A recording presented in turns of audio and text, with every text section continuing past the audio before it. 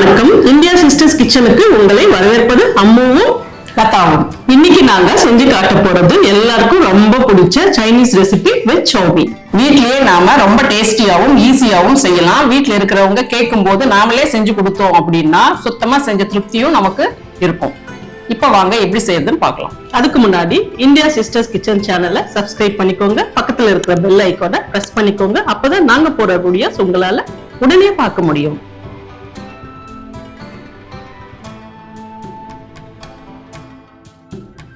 இப்போ செய்ய ஆரம்பிக்கலாம். முதல்ல அடுப்பு ஆன் பண்ணி ஒரு கடாயை வச்சு 1.5 லிட்டர் தண்ணி சேர்த்துக்கலாம்.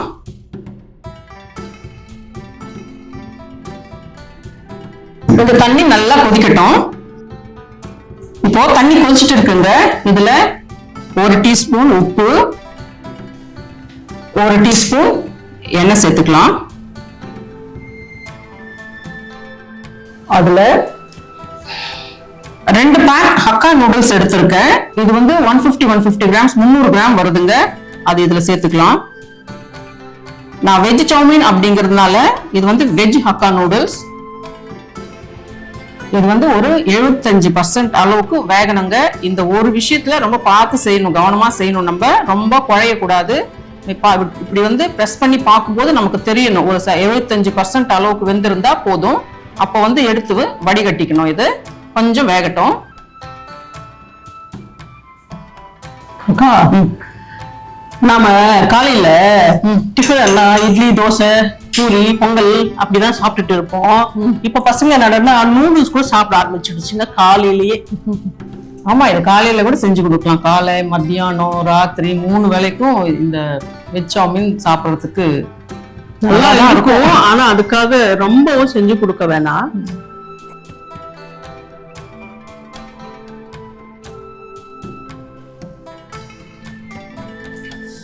இப்ப இது வெந்திருக்குங்க. இந்த அளவுக்கு போதும். இது வந்து ஒரு வடிகட்டில வடிகட்டிக்கலாம்.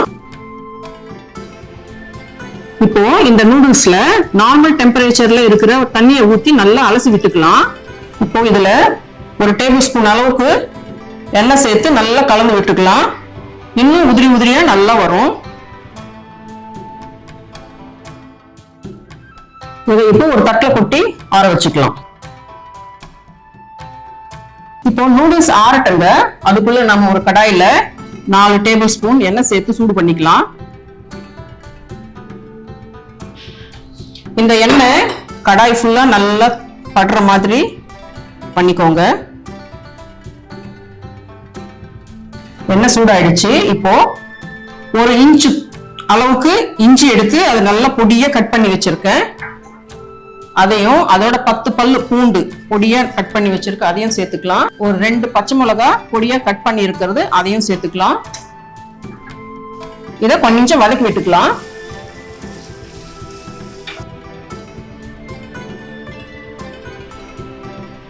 லைட்டா இது நல்ல ஃபிளேவர் வரணும் இல்லையா? இஞ்சி, ஆமா, இஞ்சி, பச்சை மிளகாய், பூண்டு, இது 3 லைட்டா வாசனை வரணும். அப்பதான் அது டேஸ்ட் இருக்கும்.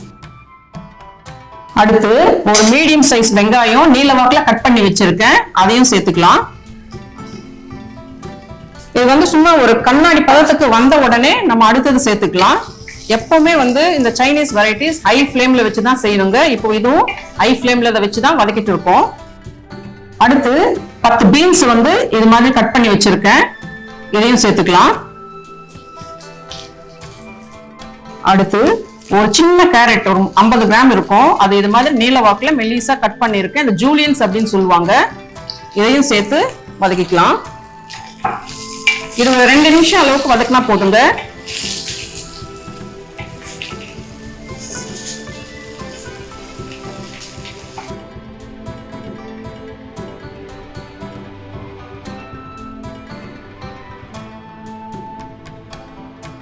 அடுத்து ஒரு 50 கிராம் முட்டைக்கோசு நீல வாக்குல மெல்லிசா கட் பண்ணி வச்சிருக்கேங்க. அதையும் சேர்த்துக்கலாம். குடமிளகாய் ஒரு 50 கிராம் நீல வாக்குல மெல்லிசா கட் பண்ணிருக்கு. அதையும் சேர்த்துக்கலாம். 1 டீஸ்பூன் உப்பு சேர்த்துக்கலாம். இப்போ இதை நல்லா கலந்து விடலாம். 1 நிமிஷத்துக்கு வதக்கிக்கலாம்.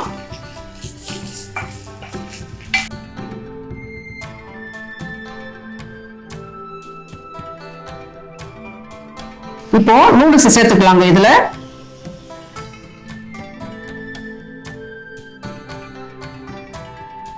நூடுல்ஸ் நல்ல நீள நீளமா இருந்தா பார்க்கிறதுக்கு நல்லா இருக்கும். அடுத்து 1 teaspoon soya sauce, 1 teaspoon vinegar,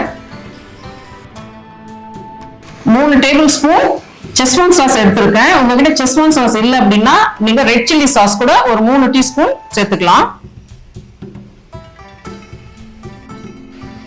அடுத்து 5 டீஸ்பூன் தக்காளி சாஸ், டொமேட்டோ சாஸ் சேர்த்துக்கிறேன்.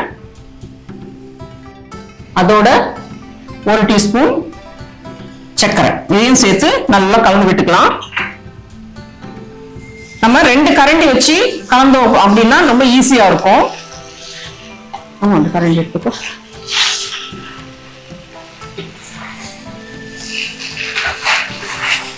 ஹை ஃப்ளேம்ல வச்சுதாங்க இது செய்யணும். சட்டு சட்டன் கலந்து சட்டு சட்டன் எடுத்துடணும்.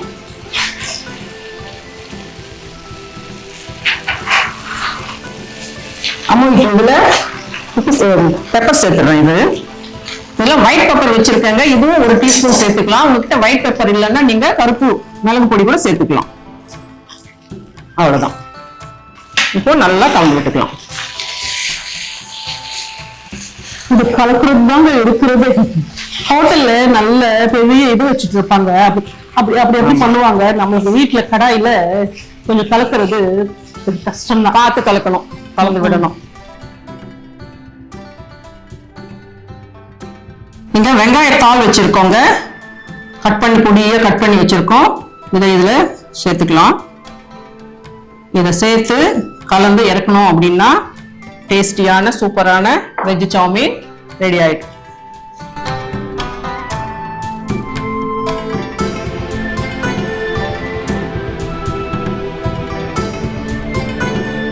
அருமையான வெஜ் சவுமீன் ரெடி ஆயிடுச்சுங்க.